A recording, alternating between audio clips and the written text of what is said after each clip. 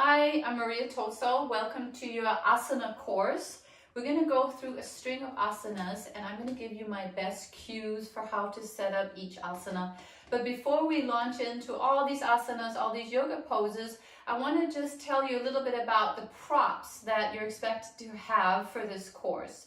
So you need 2 blocks. I have cork blocks. They also come as wooden blocks and foam blocks.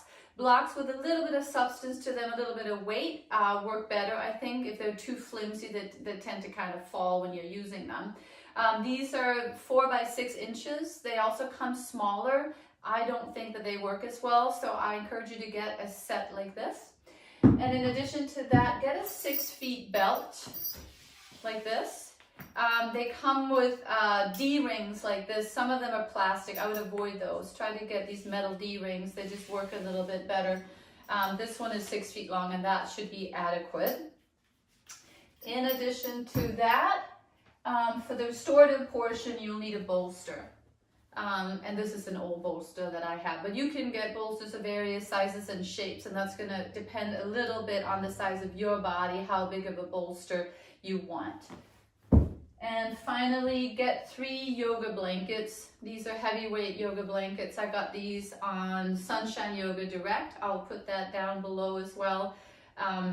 If you buy them in bulk, as in more than 10, you could buy them with friends. You can get them cheaper. So shop around a little bit, but don't get the lightweight. They just get it to be a little too thin.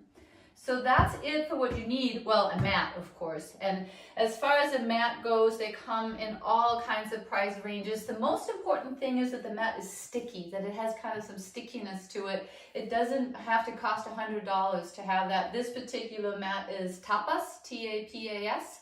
And that's actually one of the less expensive mats, and it still has both cushion and stickiness. So I really recommend this one.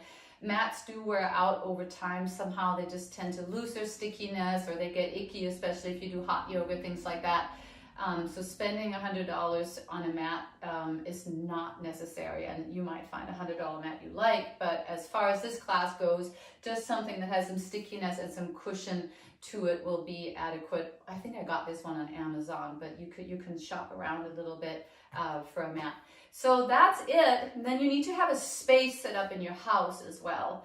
And anything that's just a quiet, clean space where you can do your practice, both when you take classes and also for your own practice, have that set up and ready for you. It's a little bit like practicing an instrument. If you have a nice corner for your, violin stand and a music stand or whatever, you're more likely to go practice than if you have to clear a space and set it all up. So if there's any way that you can carve out a space for yourself in your home, that would be super helpful as well. As far as what I'm practicing in, just something stretchy, something that allows you to move.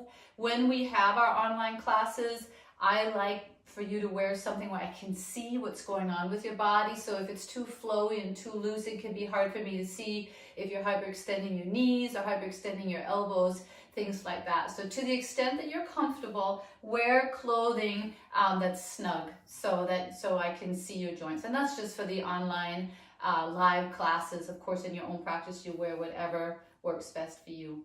Okay, so let's get started.